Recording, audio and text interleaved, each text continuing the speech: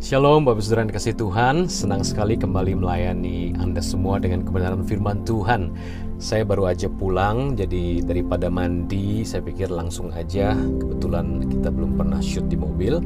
Izinkan saya menyampaikan kebenaran firman. Hari ini saya kasih tema, Tuhan ingin Anda sembuh. Nah, tolong jangan batasi sembuh itu cuma penyakit jasmani, tapi juga masalah rohani, masalah keuangan, masalah hubungan, bahkan mungkin karakter kita yang masih ada hal-hal buruk yang perlu kita bertobat daripadanya, sembuh total roh, jiwa, tubuh. Meskipun contoh di Alkitab nanti akan saya bawakan mungkin lebih banyak kesembuhan fisik, tapi ada juga ayat yang mencakup seluruh kehidupan kita. Karena Tuhan Yesus sangat mengasihi Anda dan saya. Mari kita segera mulai. Matius pasal 8 ayatnya yang ke-1 sampai ke-3 ya Bapak Saudara. Perhatikan baik-baik. Setelah Yesus turun dari bukit, orang banyak berbondong-bondong mengikuti dia. Maka datanglah seorang yang sakit kusta kepadanya, lalu sujud menyembah dia dan berkata, "Tuan, jika Tuan mau, Tuan dapat mentahirkan aku."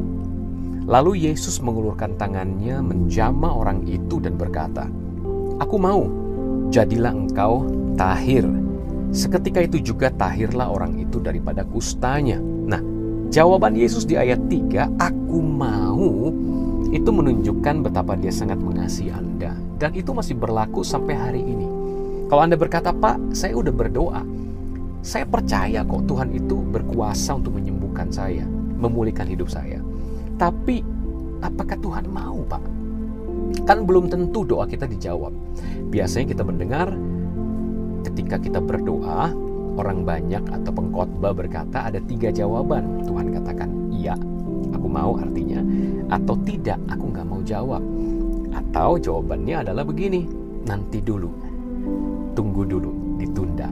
Ya, tidak, atau nanti." Nah, kalau kita tidak mengerti dan tidak ada janji firman Tuhan, 3 hal tersebut bisa jadi ya hal-hal detail dalam hidup Anda. Misalkan Anda pengen ke sebuah kota atau buka suatu usaha, bisnis atau hal lain yang mungkin tidak detail tuntunannya, Tuhan bisa jawab ya, tidak, atau penundaan. Tapi hal-hal yang memang tertulis di Alkitab itu jawabannya sesuai dengan Alkitab. Ketika Alkitab katakan di sini, "Aku mau jadilah engkau tahir," artinya jadilah engkau sembuh, ya jawaban Tuhan, aku mau. Tuhan mau menyembuhkan Anda. Kita lihat lagi, bahkan Tuhan bukan saja berkata aku mau kepada orang yang datang, tapi pernah juga Tuhan datang nyamperin orang sakit. Yuk kita lihat dari Yohanes pasalnya yang ke-5, mulai dari ayat 5, ini kisah penyembuhan pada hari Sabat di kolam Bethesda ya. Alkitab bilang di ayat 5, di situ ada seorang yang sudah 38 tahun lamanya sakit. Ketika Yesus melihat orang itu berbaring di situ, dan karena ia tahu bahwa ia telah lama dalam keadaan itu, berkatalah ia kepadanya, "Maukah engkau sembuh?" Tuhan sayang banget sama kita. Tuhan tahu banget Anda dalam keadaan demikian sudah cukup lama, bahkan lama banget. Mungkin Anda bilang, "Tuhan apa nggak tahu? Saya ini lama banget menderita, sakit sekian tahun." Tuhan tahu, Tuhan ngerti, dan bahkan Tuhan bilang, "Maukah engkau sembuh?" Tapi seringkali jawaban kita kayak jawaban orang ini yang di kolam Bethesda. Ayat 7. Jawab orang sakit itu kepadanya, "Tuhan, tidak ada orang yang menurunkan aku ke dalam kolam itu apabila airnya mulai goncang. Dan sementara aku menuju kolam itu, orang lain sudah turun mendahului aku." Kita mencari cara lain.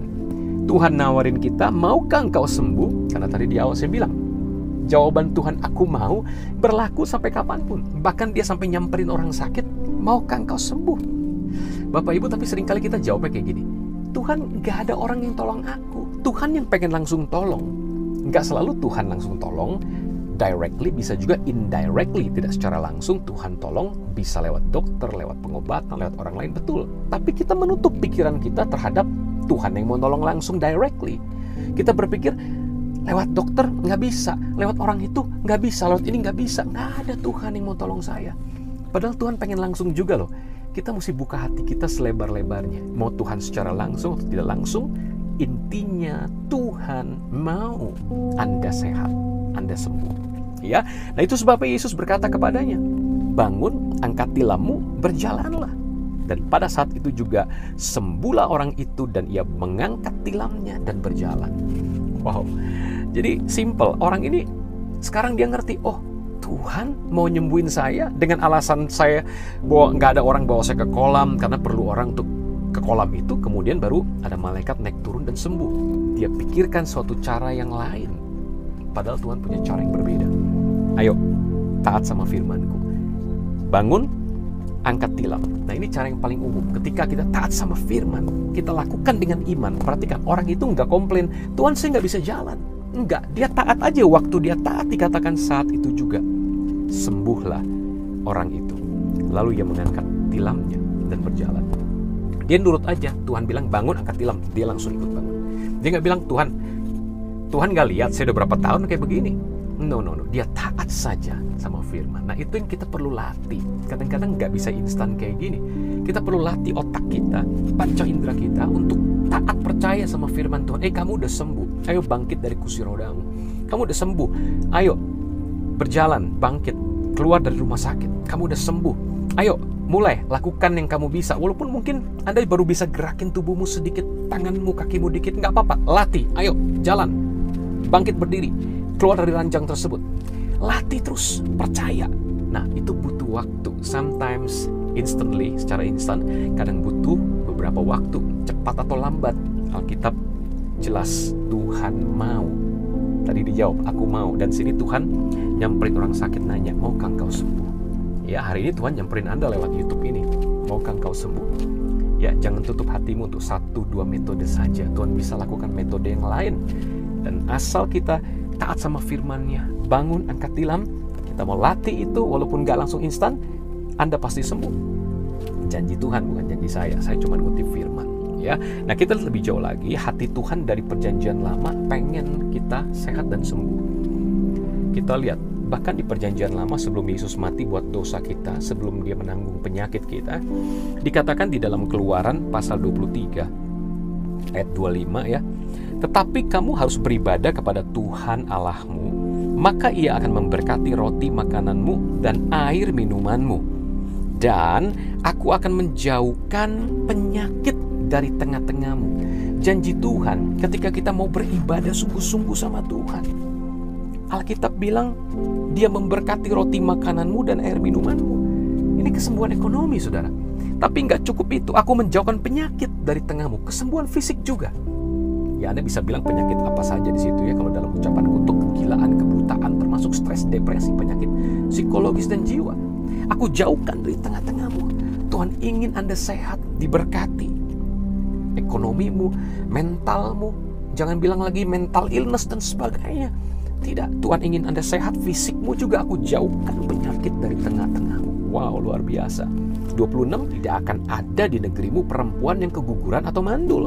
Aku akan menggenapkan tahun umur panjang. Gak ada keguguran, gak ada kemandulan. Ini perjanjian lama loh. Paulus bilang perjanjian baru jauh lebih mulia daripada perjanjian lama. Karena di perjanjian lama kita gagal. Orang Israel gagal untuk taat, untuk ibadah. Tapi di perjanjian baru kegagalan itu dipikul Yesus. Dia tanggung kutuk kegagalan kita. Dia tanggung kutuk ketidaktaatan pada hukum Taurat. Supaya kita menerima berkat Abraham melalui dia. Seluruh janji Allah menjadi ya dan amin di dalam Kristus Yesus. Luar biasa. Itu sebabnya kita lihat lebih jauh lagi. Di perjanjian lama lagi ya Bapak Saudara. Apa sih kerinduan hati Tuhan sebenarnya? Di perjanjian lama juga ada selengkapnya. Anda lihat di sini Mazmur 103 ayat 1 mulai. Ini dari Daud ya. Pujilah Tuhan hai jiwaku. Pujilah namanya yang kudus hai segenap batinku.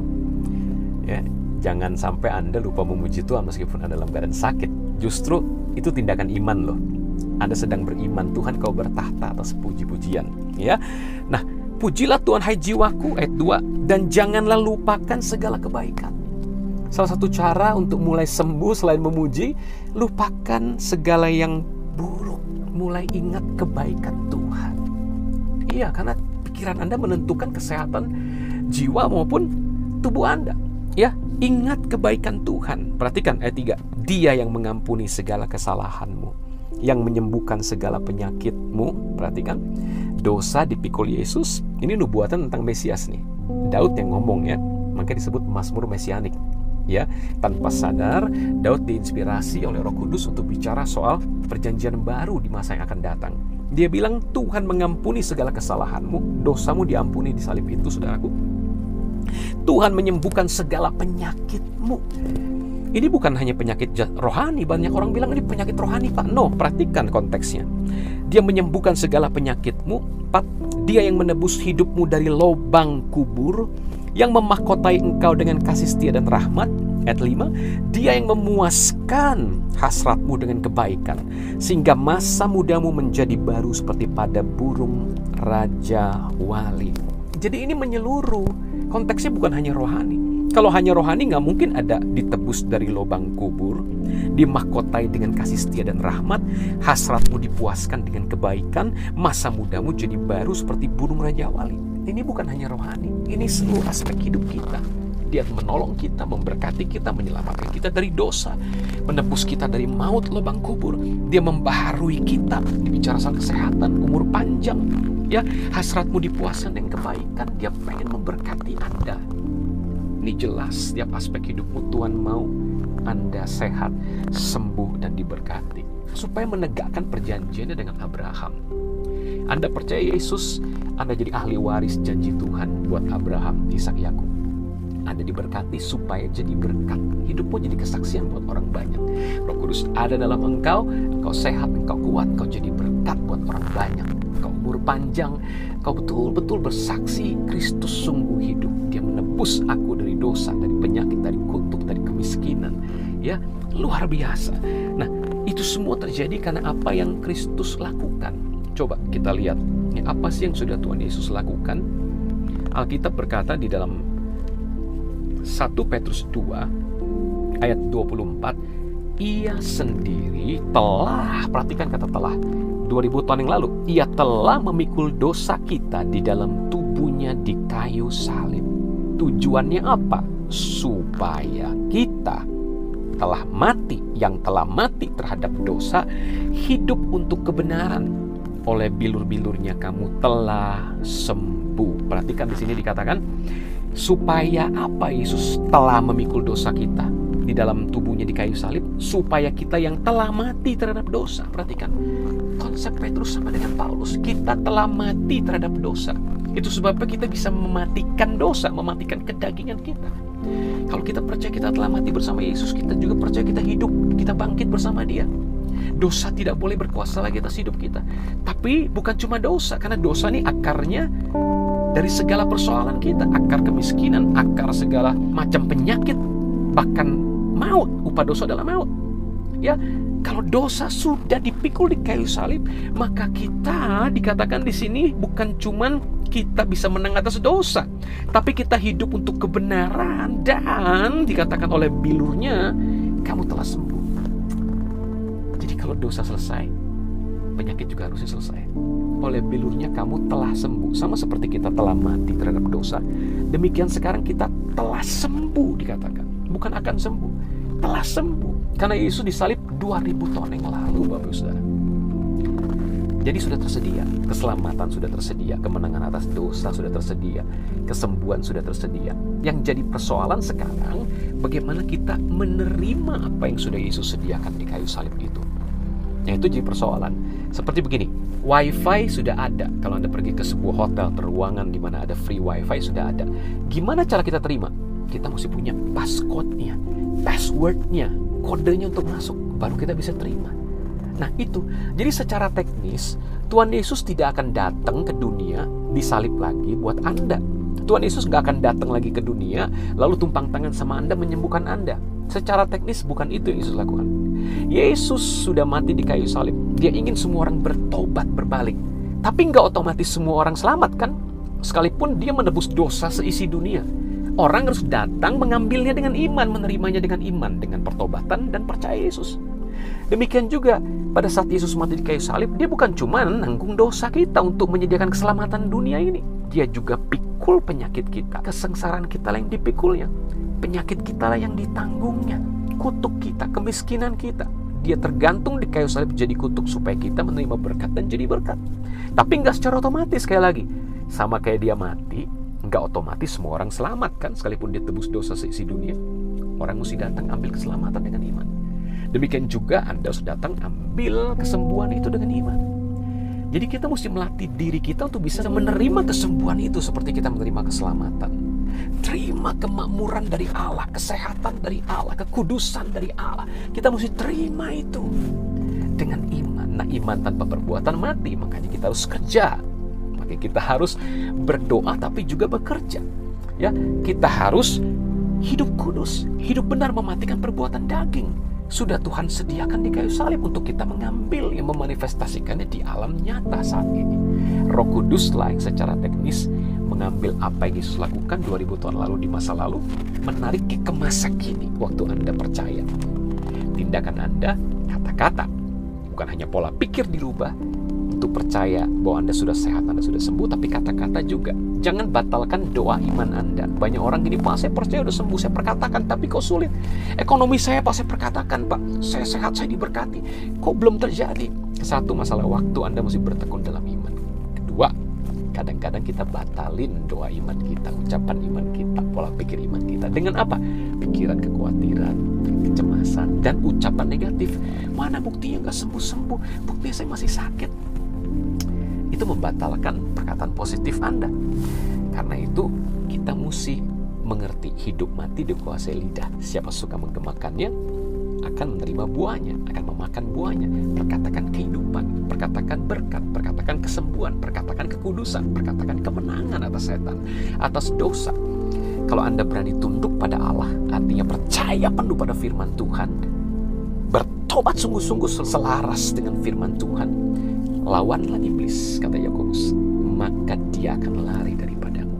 Dosa harus keluar daripadamu, penyakit harus lari daripadamu, kemiskinan harus minggat dari rumahmu. Percaya, katakan amin. Nah, itu penting.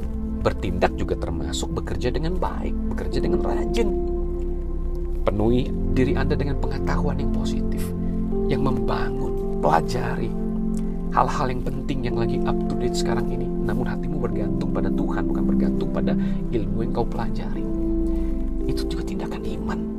Ketika Anda kerja dengan iman seperti ini, saya yakin Alkitab menjanjikan apa saja yang kau kerjakan dengan tanganmu, Tuhan membuatnya berhasil. Mungkin gak instan, semua butuh waktu. Sama seperti mujizat, ada yang instan, ada yang butuh waktu. Tapi pasti terjadi. Karena Yesus sudah menyediakannya sejak 2000 tahun lalu. Roh Kudus lagi bersiap-siap.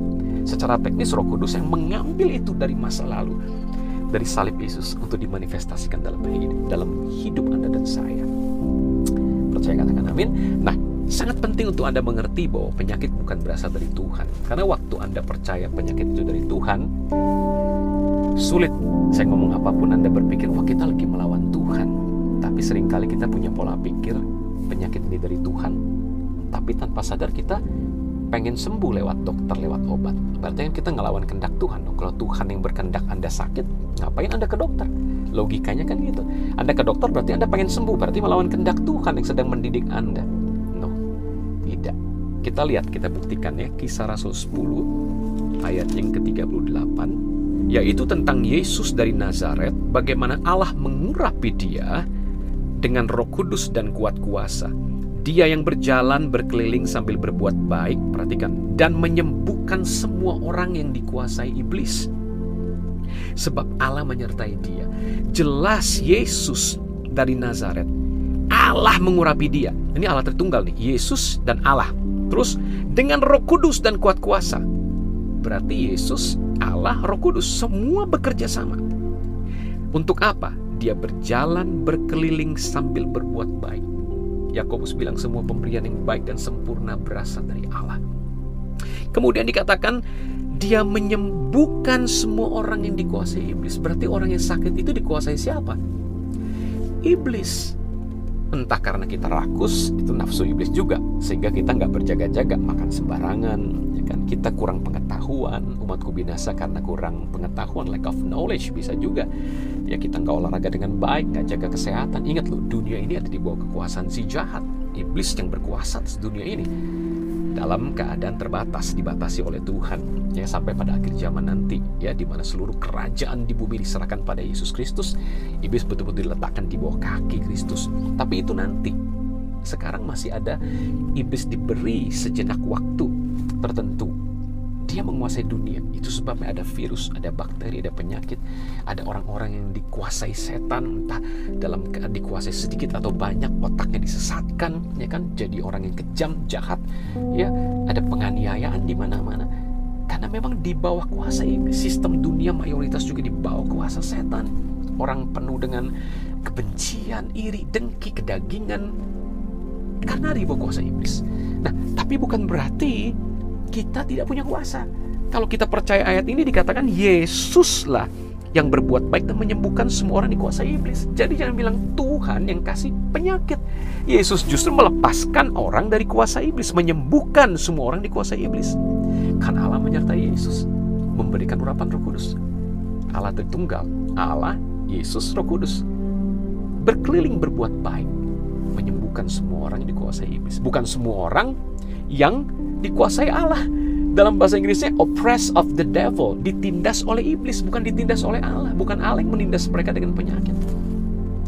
Nah, memang di kitab Wahyu kalau Anda lihat, ada Nabiah mengaku diri Nabiah, tapi wanita Isabel, dia menyesatkan hamba-hamba Tuhan, menyesatkan umat Tuhan, mengajarkan atau mengajak mereka berbuat zina, makan makanan yang dipersembahkan kepada berhala. Itu Nabiah, berarti orang Kristen. Kok bisa diranjang pesakitan, dilemparkan di ranjang pesakitan, anak-anaknya akan kubunuh, kata Tuhan. Kan harusnya penyakit dia udah ditanggung Yesus. Yesus mati buat dia kok, sampai dibilang anak-anaknya pun akan kubunuh. Dia dilempar ke ranjang pesakitan bersama orang-orang yang berzina. Karena dia hidup di luar Kristus. Sekalipun ngaku Kristen, punya karunia-karunia Roh Kudus, tapi dia nggak tinggal terus-menerus dalam Kristus. Maka dia membuka celah buat setan. Tentu saja setan bisa masuk dan menyerang dia. Dan tentu saja orang yang nggak bertobat, dia akan dihukum oleh Tuhan. Itu jelas Alkitab katakan. Sekalipun penghukuman itu dipikul Yesus, bukan berarti Tuhan tidak bisa menghukum kita lagi kalau kita nggak bertobat-tobat. Maka hiduplah dalam pertobatan yang sungguh-sungguh dengan pertolongan Roh Kudus. Ini jangan main-main, jangan sampai kita berseru-seru, berkata, aku bernubuat demi namamu, mengusir setan demi namamu, mengadakan banyak mujizat, tapi aku nggak kenal kamu, kata Tuhan. Kita boleh ngaku kenal Tuhan, melakukan mujizat. Kenal Tuhan, jauhi kejahatan, hidup dalam tuntunan Roh Kudus untuk hidup kudus. Ya, itu jelas kasus yang berbeda. Bagaimana dengan Paulus? Orang bilang duri dalam daging, dalam diri Paulus itu penyakit. Saya tidak percaya. Paulus memang pernah sakit. Alkitab katakan di kitab Galatia, kalau nggak salah itu kitab pertama, surat pertama Paulus, aku melayani engkau, berkhotbah kepadamu saat itu dalam keadaan sakit. Ya, pada waktu pertama-tama dalam keadaan sakit, iya, dunia dari bawah kuasa si jahat, kita masih bisa diserang penyakit kalau nggak berjaga-jaga. Jaga hati maupun jaga kesehatan tentunya, ya. Jaga stres, depresi, jangan sampai dikuasai depresi tadi. Maka seharusnya kita bisa sangat meminimais. Ya, sekalipun sempurna itu nanti ya di langit bumi baru, nggak ada lagi dosa, nggak ada lagi penyakit, Bapak Saudara, ya. Tapi di sini kita bisa mengecap karunia-karunia surgawi. Doa Yesus buat murid-muridnya dan diajar pada murid-muridnya juga begitu. Datanglah kerajaanmu, jadilah kehendakmu di bumi seperti di surga. Sama seperti di surga nggak ada penyakit, Tuhan pengen kita mencicipinya di bumi ini. Bahkan nanti kita akan betul-betul mengalami 100% nggak ada penyakit di langit bumi baru, di mana Kristus jadi raja betul-betul atas segala pemerintahan di dunia ini. Iblis sudah dihukum, ya, di lautan api menyala-nyala bersama orang-orang yang menolak Yesus selama-lamanya. Buat orang-orang yang mau bertobat atau Kristen KTP masuk neraka. Nah, itu jadi duri dalam daging buat Paulus bukan penyakit. Paulus mungkin pernah sakit, tapi ada bilu Yesus menyembuhkan. Bahkan Paulus dipakai untuk menyembuhkan banyak orang. Bagaimana dengan Timotius? Mungkin Anda bertanya. Timotius juga ada masalah pencernaan yang lemah. Tapi saya nggak yakin bahwa dia terus-menerus dalam keadaan sakit. Karena sejarah mencatat gereja mula-mula begitu powerful. Ketika mereka intens di dalam doa, di dalam pengajaran firman Tuhan oleh para rasul, para murid.